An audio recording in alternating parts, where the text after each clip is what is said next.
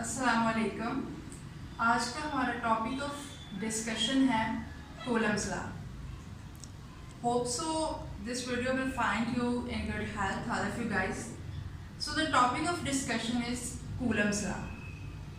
Physics के अंदर Coulomb's law का बड़ा सीक्वेंस, बहुत ज़्यादा इसका सिग्निफिकेंस भी है। अब वो सिग्निफिकेंस क्यों है, यानी अहमियत कूलम्स लॉ की क्यों है?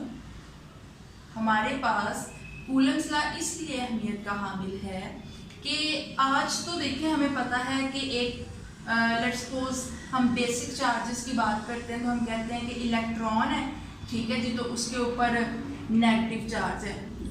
प्रोटॉन है तो उसके ऊपर पॉजिटिव चार्ज है।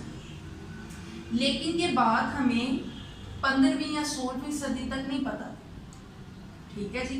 हमें तो इनफैक्ट ये भी नहीं पता था कि जो इलेक्ट्रॉन है वो किस तरह की फोर्स शो कर रही है। प्रोटॉन है, क्या उसका कोई फील्ड इफेक्ट, क्या उसकी कोई फोर्स, क्या उसका कोई इन्फ्लुएंस मौजूद होता है सिस्टम के ऊपर या चार्जेस के ऊपर या सर्किट्स के ऊपर, ठीक है।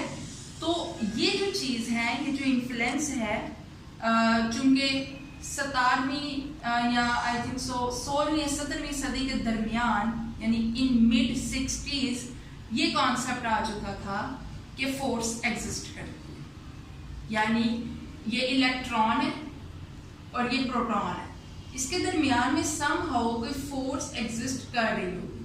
लेकिन आज तो देखें ना, हमें ये भी पता है कि इस फोर्स का नेचर क्या है, आया कि ये अट्रैक्टिव है या रिपल्सिव है।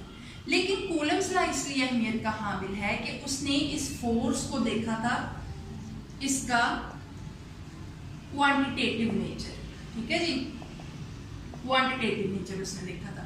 और कूलम्स लॉ चूंकि एक फ्रांस का इंजीनियर था और इसने जो है वो 1774 में कूलम्स लॉ इसके नाम से रखा गया, यानी वो जो स्टेटमेंट आई उसका नाम कूलम्स लॉ रखा गया। बेसिकली ये इंजीनियर था, ठीक है जी, फ्रांस में मिलिट्री इंजीनियर था। अब 70 अच्छा इसकी बहुत सारे लोग जो हैं इसकी ये डेट ऑफ डेथ से भी जो है वो इसको मिसअंडरस्टैंड कर रहे होते हैं जी, कूलम्स लॉ ये काम नहीं किया। हमारी ये जो फिजिक्स है ना, इसके अंदर होता ये है कि एज ए साइंटिस्ट या एज ए रिसर्चर आप किसी चीज़ को अगर आप बता देते हो कि जी इस तरह कोई चीज़ एग्जिस्ट करती या आगे आने वाले टाइम में कोई चीज़ एग्जिस्ट करेगी और उसके अंदर ये वाली प्रॉपर्टीज होती हैं, बिल्कुल वैसे जैसे मेंडलीव्स ने पीरियोडिक लॉ के अंदर ऐसे एलिमेंट्स की प्रॉपर्टीज दी थी जो कि उस टाइम पे डिस्कवर्ड नहीं थे, लेकिन उसने कहा था कि जब वो आएंगे तो उनकी ये प्रॉपर्टीज एग्जिस्ट करेंगी, तो आज तक उसी के नाम से जाना जाता है। बिल्कुल वैसे ही हमारे पास इस केस में भी होता है कि जो चीज़ आप डिस्कवर कर देते हो, पहली दफ़ा कॉन्सेप्ट दे देते हो, तो वो चीज़ फिर उस ही बंदे के नाम से आगे फर्दर भी जाती है। तो इसने जो है वो क्वान्टिटेटिव नेचर देखा था इस फोर्स का। अच्छा, जब इसने क्वांटिटेटिव नेचर देखा फोर्स का तो इसने एक स्टेटमेंट दी। अब वो स्टेटमेंट कुछ यूं थी कि आपके पास दो चार्जेस एग्जिस्ट कर रहे हैं, एक Q1 है और एक Q2 है, ठीक है। मैं अभी आपको ये इस चीज़ में नहीं आ रही कि वो पॉजिटिव है या नेगेटिव है, आप न्यूट्रल कहें, ठीक है, मैं अभी उस चीज़ में नहीं जा रही। इसने कहा था कि इन दो चार्जेस के दरमियान में कोई फोर्स एग्जिस्ट करती है, ठीक है जी। अब इसने कहा था कि ये जो फोर्स एग्जिस्ट करती है वो आपके पास डायरेक्टली प्रोपोर्शनल है इन दो चार्जेस के और इनवर्सली प्रोपोर्शनल है इनके दरमियान फासले के स्क्वायर पे, यानी इन दो चार्जेस के दरमियान में जितना फासला है वो फोर्स के इनवर्स जा रहा है। इसके कहने का मतलब ये है कि अगर आप इन दो चार्जेस के दरमियान का जो फासला है इसको बढ़ा देंगे तो फोर्स का इफेक्ट कम हो जाएगा, समझे चीज को, यानी एक को आप बढ़ा रहे हैं दूसरी कम हो रही है। इसी तरह अगर आप इन दोनों को बिल्कुल एक साथ मिला देंगे तो यहाँ पर जो फासला है क्योंकि वो कम हो जाएगा तो आपकी जो फोर्स है वो ज्यादा हो जाएगी, ठीक है जी। अब फिर नेक्स्ट वन थिंग इज कि हमारे पास ये जो प्रोपोर्शनैलिटी लिमिट है इसको खत्म किया गया बाय यूजिंग ऑफ के, ठीक है जी, इस तरह। अब ये के क्या है? के जो है वो हमारे पास कांस्टेंट है। कांस्टेंट कैसे आता है जी?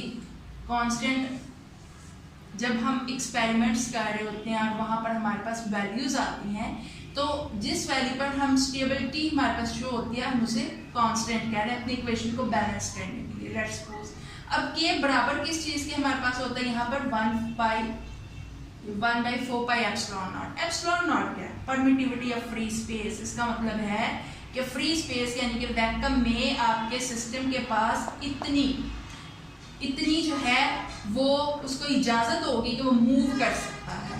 उसकी वैल्यू भी आपकी बुक के अंदर दी गई है सेकंड ईयर में, 8.85 मल्टीप्लाई 10⁻⁻12 nm2c-2। ठीक है जी, ये हमारे पास इसकी वैल्यू है। और अगर आप चूंकि ये जो पाई है ये भी कांस्टेंट है 22/7, तो अगर आप वहां से के की वैल्यू निकालना चाहें तो वो भी सिंपली आसानी से आप निकाल सकते हैं। That is like this. ठीक है, ये आप करके देखिएगा, बिल्कुल इसी तरह है। अच्छा, अब मजे की बात है ये के कांस्टेंट कहाँ पर इफेक्ट करता है, कहाँ पर इफेक्ट नहीं करता। आपका ये जो के कांस्टेंट है ना, वो डिपेंड कर रहा होता है कि आपने ये जो यूनिट्स, ये जो चार्ज है, ये जो आप डिस्टेंस ले रहे हो या फोर्स ले रहे हो, किस पे मेजर कर रहे हो। अगर हम बिल्कुल अपने बेसिक सिस्टम में जाएं तो हम एसआई सिस्टम यूज कर रहे होते हैं, सिस्टम इंटरनेशनल यूनिट, जो कि सबसे पहला सिस्टम था जिसे फिजिक्स बहुत सारे साइंसदानों ने अपनी क्वांटिटीज को फिजिक्स के अंदर आसानी से इस्तेमाल करने के लिए और उनको यूनिट्स के फॉर्म में डिस्क्राइब करने के लिए यूज किया, स्टैंडर्ड सिस्टम। ठीक है जी, वो हमारे पास एसआई सिस्टम होता है। अगर तो वो आपके ये जो चीज़ें हैं, चार्ज है या ये जो डिस्टेंस है, ये जो फोर्स है, तो आपकी जो के है उसकी वैल्यू उसके ऊपर डिपेंड कर रही होती है। और दूसरे नंबर पर वो डिपेंड कर रही होती है कि आपने ये जो दो चार्ज, मैंने अभी कहा कि आपने दो चार्ज रखे हुए हैं।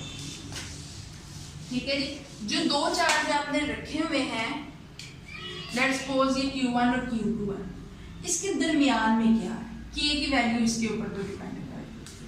यानी आया किसके दरमियान कुछ नहीं है, आया किसके दरमियान वाटर है, वैक्यूम है, कॉपर है, क्या कुछ तो होगा ना इसके अंदर, ये कुछ नहीं होगा।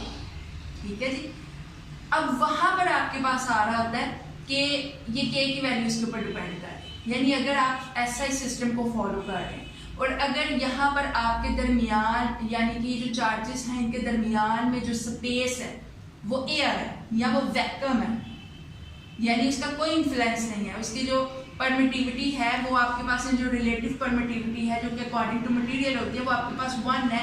ठीक है, ये वैक्यूम के लिए होती है। अगर आप उसको एयर के लिए देखें तो वो 1.0006 के अप्रॉक्सीमेट होते, तो उसका कोई ऐसा एयर और वैक्यूम का कोई डिफरेंस नहीं होता। ठीक है, वो 1 की ही या यूनिटी ही उसको कंसीडर किया जाता, तो वहां पर आपके पास जो के की वैल्यू होती है वो 1 ली जाती है। ठीक है, इसी तरह आपके पास, लेकिन अगर आप इसको वाटर में ले जाती है ना तो ये 98 पॉइंट सम हो जाएगा, यानी ये बहुत ज्यादा हो जाएगा। ठीक है जी, तो उसके अंदर आपके पास चांसेस होते हैं करंट लगने के और भी बहुत सारे इश्यूज होते हैं। हाँ, अगर आप यहाँ पर कोई डाई इलेक्ट्रिक रख दें, कोई इंसुलेटर रख दें, कोई ऐसी चीज रख दें जिससे कि ये करंट इधर का इधर ना जा सके, इसका उसको इन्फ्लुएंस ना कर सके। क्योंकि देखिए सारी जो चीजें हमारे पास होती हैं वो एक ला जो है वो दूसरे ला को रद्द करके नहीं आता, उसके अंदर उसका सम ऑफ कॉन्सेप्ट इंक्लूड होता है। अब मैंने कहा ये इसको इन्फ्लुएंस ना कर सके, दूसरा पहले वाले को इन्फ्लुएंस ना कर सके, इसमें भी एक ला फॉलो हो रहा है, न्यूटन्स थर्ड ला। वो क्या कहता है कि to every action there is an equal but opposite reaction. Q1 force लगाएगा तो Q2 बदले में फोर्स लगाएगा, डायरेक्शन ऑपोजिट हो सकती है, मैग्नीट्यूड सेम होगा। तो जो आपके पास न्यूटन्स ला है वो भी वहां पर आप फॉलो कर रहा है। तो जो आपके पास इसके दरमियान का जो ये मटेरियल होता है ना, ये बड़ा मैटर करना कि आपने रखा क्या। वैक्यूम है तो वो ज़ाहिर सी बात आसानी से उसको कर जाएगा पास, और फोर्स की वैल्यू आपके पास कुछ यूं आ जाएगी। ठीक है, यहाँ पर Q1 Q2 और ये आपके पास जो है वो आ जाएगा R2। ठीक है, क्योंकि के की वैल्यू 1 हो जाएगी। लेकिन जब आपने कोई इंसुलेटर रखा है या लेट्स सपोज वाटर रखा है तो फिर तो यहाँ पर के की कोई वैल्यू एग्जिस्ट करेगी ना, तो फिर आपकी फोर्स उस लिहाज से कम या ज्यादा होगी।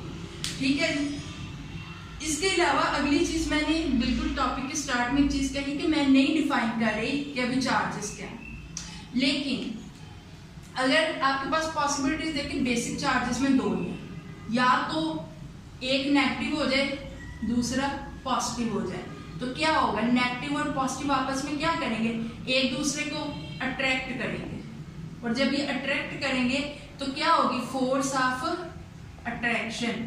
लेकिन अगर मैं यहाँ पर पॉजिटिव की बजाय नेगेटिव कर दूं, दोनों नेगेटिव नेगेटिव हो जाएंगे, तो ये क्या करेंगे, एक दूसरे को रिपेल करेंगे। जब ये रिपेल करेंगे तो फोर्स कौन सी होगी, फोर्स ऑफ रिपल्शन। लेकिन एक मजे की चीज है वो ये है कि ये जो दोनों फोर्सेस हैं ये लाइन में रिएक्ट कर रही होंगी। यानी लेट्स सपोज आपके पास मैं कह रही हूँ ये Q1 है और ये Q2 है, ठीक है जी। तो आपके पास ये इनके दरमियान का फासला है, तो Q1 जो है जो फोर्स लगा रहा होगा Q2 के ऊपर, अगर वो इस डायरेक्शन के ऊपर लगा रहा होगा तो Q2 जो है वो लगा रहा होगा इस डायरेक्शन में, ठीक है जी। और हमारे पास जो Q1 है वो Q2 को इन्फ्लुएंस कर रहा है, Q2 बदले में Q1 को इन्फ्लुएंस कर रहा है, और हमारे पास जो फोर्सेस हैं वो भी इसी तरह। लेकिन एक चीज नोट करें कि ये लाइन में, ऐसा तो नहीं हुआ कि वो किसी सर्कल में आ गई हो, ऐसा तो नहीं हुआ वो टेंजेंट फॉर्म में आ गई हो, ठीक है।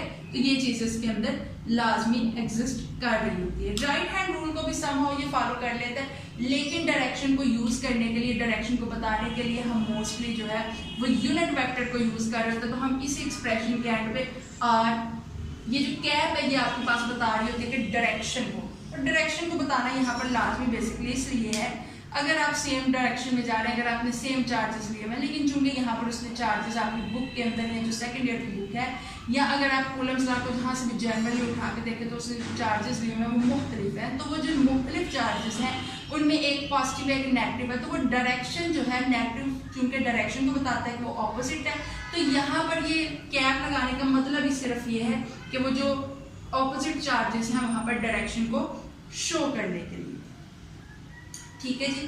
तो ये था आज का हमारा topic, that was Coulomb's law, जिसको हमने इन डिटेल डिस्कस किया कि कूलम्स लॉ होता क्या है, स्टेटमेंट क्या है, आई कैसे दी किसने, और इसके अंदर मटेरियल्स का क्या अफेक्ट होता है चार्जेस के दरमियान में, और इसमें हमारे पास मटेरियल्स जो है वो किस तरह अफेक्ट कर रहे होते हैं इलेक्ट्रिक फील्ड को, कि अगर दो चार्जेस हैं, पानी खुला छोड़ दो, करंट वो पानी के अंदर छोड़ दो, तो करंट क्या करेगी, कंडक्ट कर जाएगी ना, उसकी वैल्यू ज़्यादा होती है, ठीक है जी। इसी तरह हमारी बॉडी भी होती है, ह्यूमन बॉडी इसके अंदर बहुत अहम किरदार अदा कर रही होती है, क्योंकि ह्यूमन बॉडी खुद एज ए कंडक्टर काम कर रही होती है, उसके अंदर इलेक्ट्रॉन्स पड़े हुए होते हैं, प्रोटॉन के निस्बत इलेक्ट्रॉन्स ज़्यादा एग्जिस्ट कर रहे होते हैं, ठीक है जी। तो ये वाली जो चीज़ें हैं वो हमने आज कूलम्स लॉ के अंदर डिस्कस की हैं।